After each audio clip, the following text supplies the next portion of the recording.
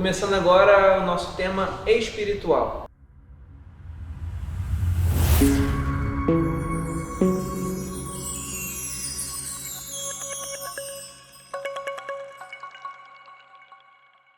Meu amigo Renan, queria que você contasse para o público uma experiência que você teve do poder de Deus já você nascido. Diferente daquela experiência que a sua mãe teve. Paulo fala um negócio muito interessante. Cito Paulo toda hora porque depois de Jesus nós temos mais conteúdo para explanar é Paulo. Segunda carta aos Coríntios 12:9, Paulo fala sobre o espinho na carne, né? Ele orou, Deus tira esse espinho na carne. E Deus fala, minha graça te basta. O meu poder se aperfeiçoa na sua fraqueza. Então, para mim, a maior manifestação do poder de Deus é quando você não tem forças. E daí, Deus te dá força para continuar a sua jornada. Então, para mim, essa é a maior manifestação do poder de Deus. Mesmo você sendo fraco, cheio de debilidades, e aí nós passaríamos aqui, mais uma vez, o dia inteiro falando das debilidades, das fraquezas, e ainda assim, estamos aqui de pé, gravando com o povo e abençoando vidas. Mas assim, a experiência que eu tive, que eu presenciei o poder de Deus, foi a minha conversão, que embora eu nasci no Evangelho, filho de crente não é crentinho. E a Bíblia é muito clara sobre você tomar a decisão. Foi Jesus quem disse, não fui eu. Quem me confessar diante dos homens, eu confesso diante do meu Pai. Quem me negar diante dos homens, eu nego diante do meu Pai. A confissão em Cristo, a profissão de fé, você professar a sua fé, é algo que ninguém pode fazer por você. Então, ser filho de crente não te faz crentinho, ser filho de salvo não te faz salvo. Você tem que tomar a sua decisão. Como eu nasci no Evangelho, então sempre igreja, mas aos 7 anos de idade, assistindo um culto, domingo à noite, cultuando, né, sentado lá junto com as crianças, naquele dia, por alguma razão, eu prestei mais atenção no que o pastor estava falando, e eu entendi que a mensagem da cruz era para mim, que embora minha mãe tivesse tido uma experiência, embora eu fosse resultado de um milagre, eu precisava declarar Jesus como Salvador da minha vida. E aí, aos 7 anos de idade, eu fui lá na frente, com minha decisão pública, e reconheci, confessei, eu quero Jesus como meu Salvador. E daquele dia em diante, eu senti literalmente o que é o poder de Deus, que é esse comando de vida, essa transformação, e agora fazendo o link com o que Paulo falou, é o poder de Deus se aperfeiçoando na sua fraqueza. Porque, amigo, tem dias que só Deus sabe como é que a gente está.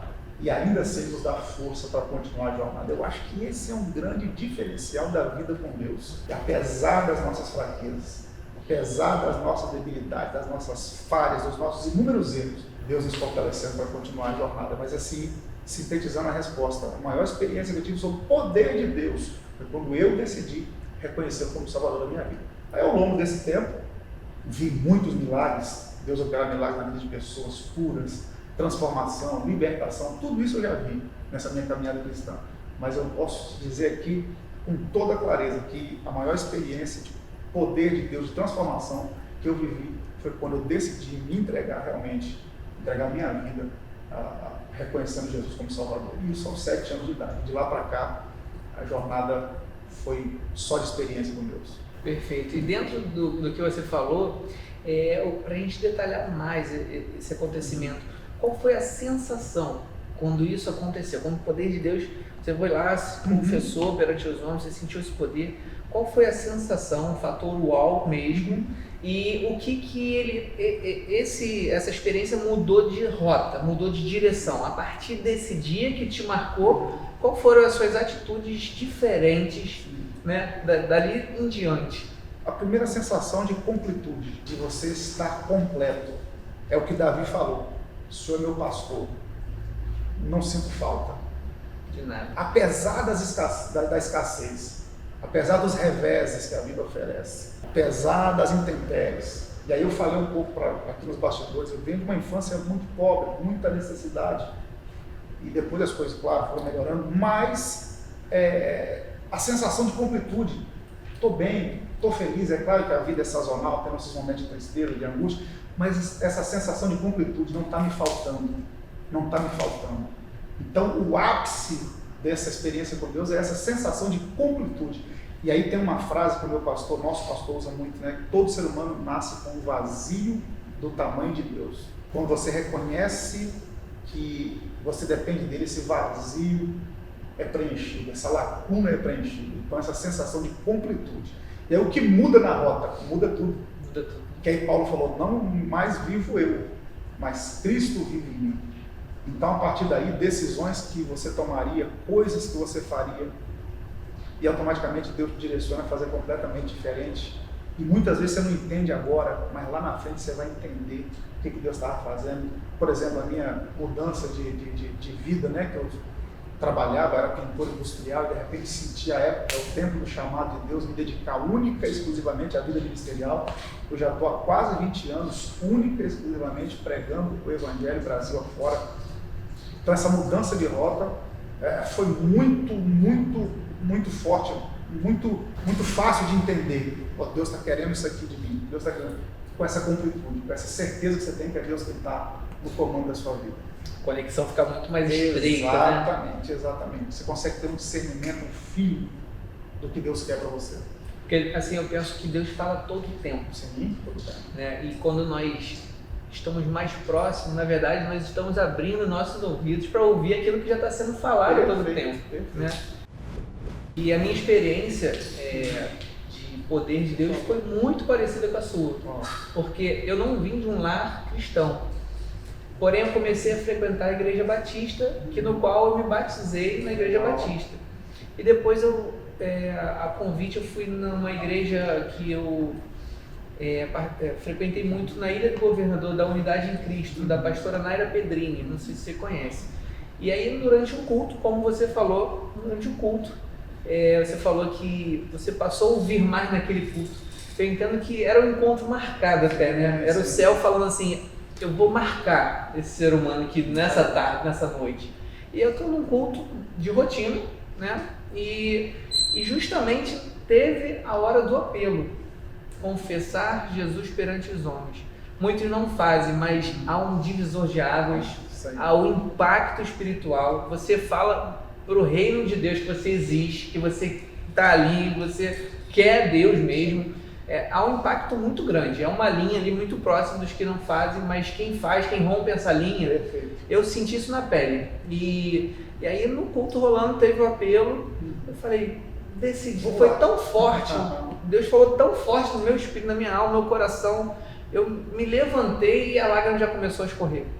E eu fui caminhando pela igreja, eu lembro até hoje, fui lá, toquei no altar, e eu falei, eu já estava na igreja, mas eu estava ali presencialmente.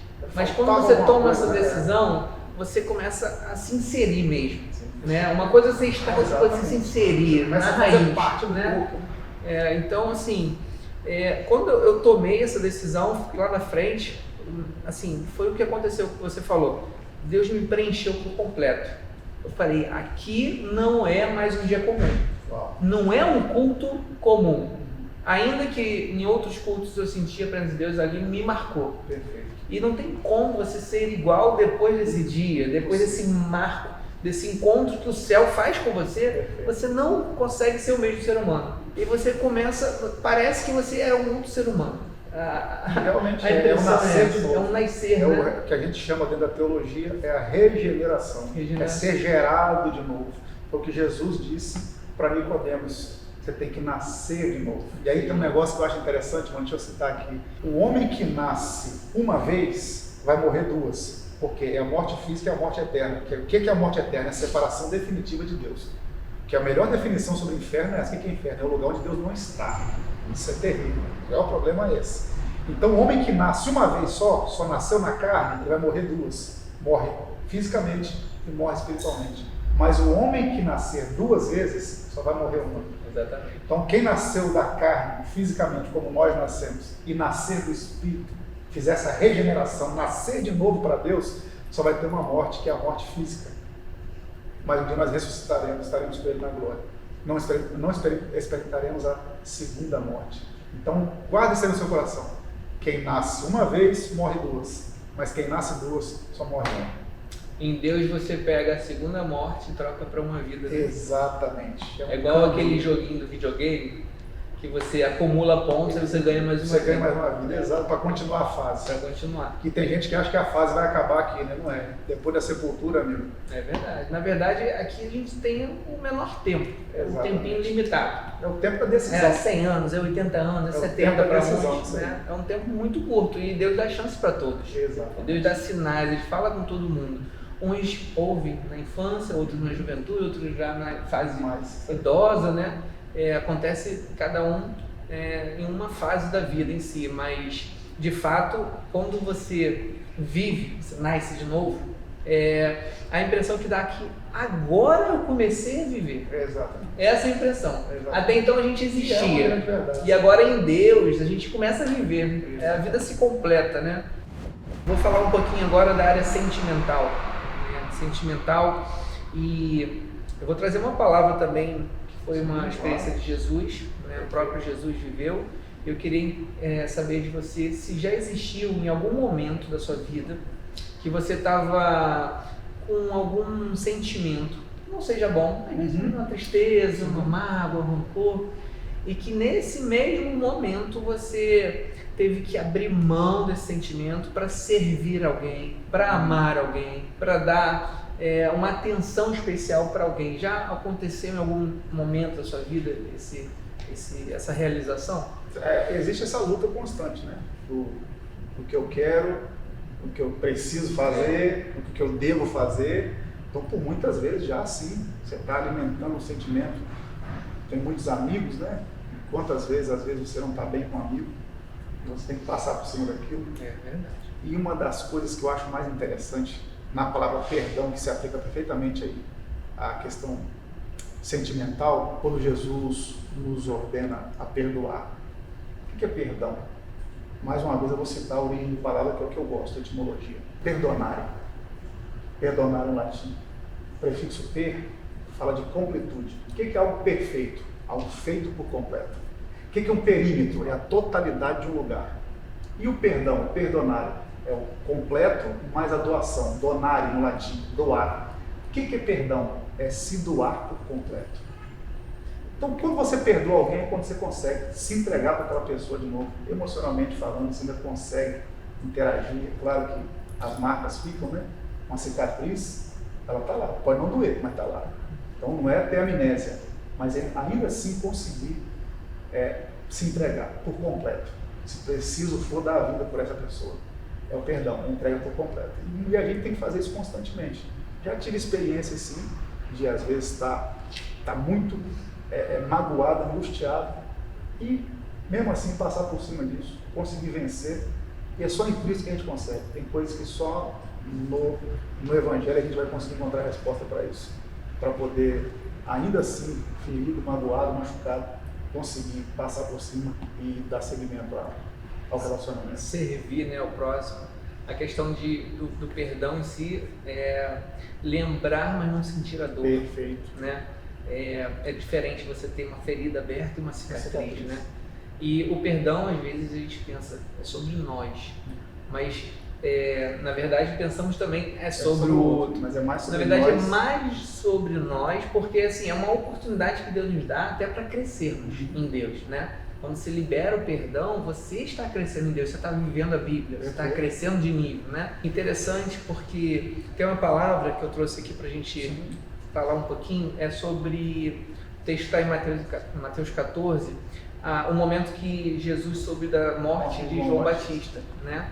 A Bíblia vai dizer que Jesus entristeceu-se, foi para o meio do barco, entrou no barco, foi para o meio do mar, e ele foi no intuito de, vou falar com Deus, vou me sarar, eu estou mal, estou triste. Eram primos, Jesus amava João Batista, e aí, quando ele desce, o mar chega na terra, tinha uma grande multidão esperando ele, né? E ali Jesus, ele teve esse ponto, ou eu vou olhar para mim, e vou falar, Deus, eu não vou servir ninguém porque eu estou ferido, me ajuda aqui, né? Só que Jesus não fez isso, a Bíblia vai dizer o texto que ele se compadeceu da multidão, e aí Jesus curou os enfermos, foi a multiplicação dos peixes e dos pães, né? Então Jesus, ele abriu mão das suas feridas para servir o povo. Eu entendo que quando a gente alimenta o povo de Deus, Deus cuida das nossas feridas, né? E às vezes a cura, ela não está é somente conosco. Às vezes a cura está no povo. É o povo que vai te dar a cura quando você vai servir ele. Então, o pedacinho de cura que precisa encaixar no seu coração, às vezes não vai vir de você sozinho com Deus. Às vezes vai vir quando você multiplica o pão do próximo, dá o alimento que o próximo precisa. Aí quando você multiplica o alimento do próximo, esse próximo fala, aqui o pedacinho que você precisa para encaixar no seu coração, para você ficar bem novamente. Eu entendo dentro disso também que as mesmas águas que Jesus entrou no barco, que foram as águas da tristeza, foi as mesmas águas que depois ele voltou andando sobre elas.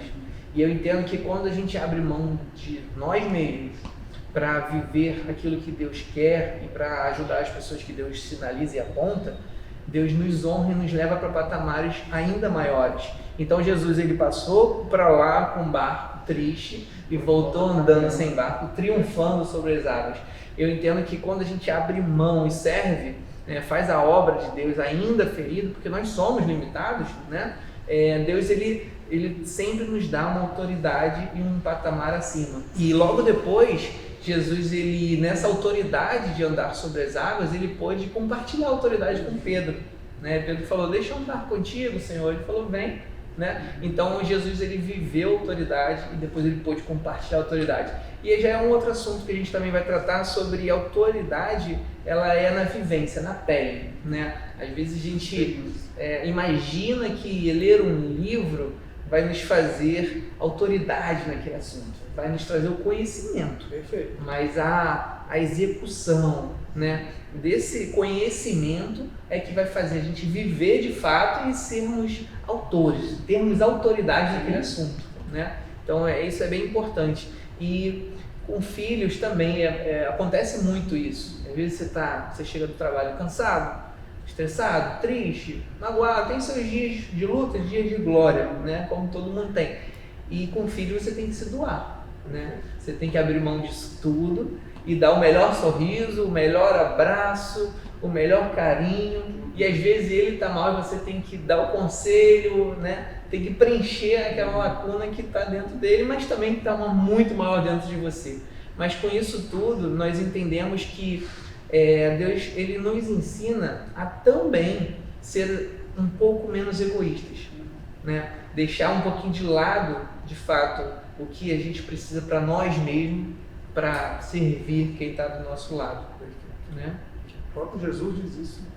O Filho do Homem não veio para ser servido, mas veio para servir. Acho que a cena mais emblemática sobre isso, na última ceia, faltavam poucas horas para Jesus morrer.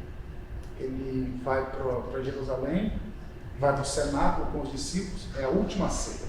É o último momento de Jesus com os 12, quando Judas, inclusive, levanta a cabeça para o trair. E quando ele entra no cenáculo, João, a partir do capítulo 13, João conta de João 13 até João 17, João narra a última ceia. Então, aqueles capítulos 13 ao 17 de João é o último momento de Jesus com os discípulos. Vão dar detalhes sobre isso. Quando Jesus entra no cenáculo, os discípulos começam a questionar entre si. Qual de nós é o maior? Qual de nós vai se assentar mais perto dele? Porque o lugar na mesa determinava o nível de honra. Quem sentava à direita tinha uma honra, à esquerda outra. E eles começaram a perguntar, qual de nós aqui é o maior?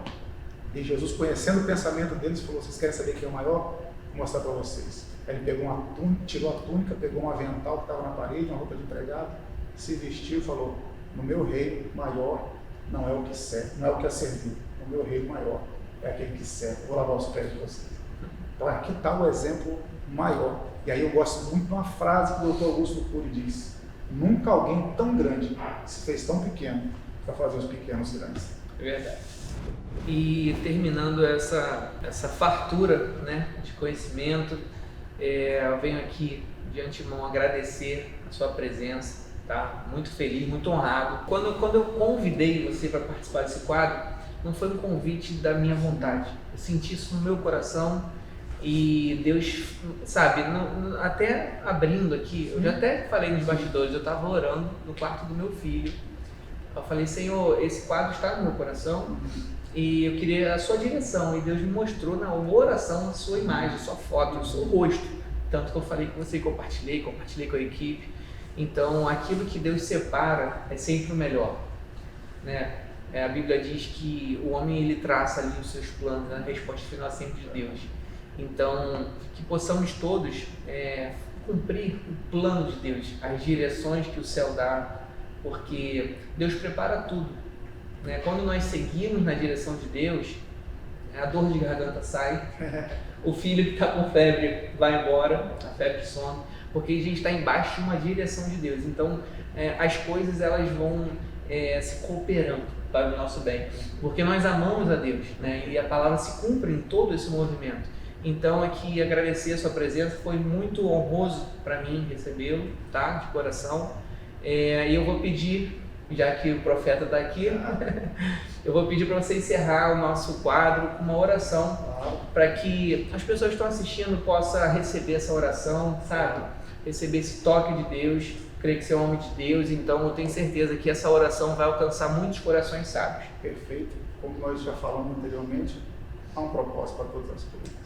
Nós estamos aqui hoje, com certeza, essa palavra, tudo que foi dito aqui, cada bloco, cada sessão desse quadro, tem endereço. Quem está assistindo a gente aqui não é em vão, não é à toa. YouTube, no celular, no trabalho, dentro de um carro, dentro de um Uber, dentro de um táxi, independente do lugar que você estiver. Se você está assistindo, não é por acaso. Nós não cremos em acaso. Então Deus te direcionou para isso. Eu creio que essa palavra tem um endereço certo para chegar. Muitos endereços. Muitos. Então vai acontecer alguma coisa na sua vida. Eu quero orar, quero abençoar a sua vida. Tá bom? Senhor, eu oro agora em nome de Jesus, o nome que está acima de todo nome. Cada uma dessas pessoas que nos assiste agora, independente do dia, do tempo, do horário, da circunstância, Tu és o Deus de perto, Tu és o Deus de longe, Tu és o Deus que está aqui agora, Tu és o Deus que está em todos os tempos. Eu quero declarar a Tua bênção, a Tua graça, a Tua paz sobre a vida dessas pessoas. Aqueles que precisam tomar uma decisão, da sabedoria, da estratégia, da entendimento. Aqueles que precisam de cura, que recebam saúde em nome de Jesus. Aqueles que precisam, Pai, de uma restauração, que sejam restaurados. Aqueles que precisam de uma restituição, que sejam restituídos. Senhor, eu concordo com uma mudança radical na vida dessa pessoa. Responde a ela, Pai. Para muitos aqui nos próximos dias, o Senhor vai sinalizar as mudanças que estão por vir. Eu concordo com essa palavra. Eu a declaro como profética. Que assim seja, em nome de Jesus. Amém. Amém. Muito obrigado, foi uma honra. Valeu, meu irmão. Honra minha. Obrigado. Tamo junto.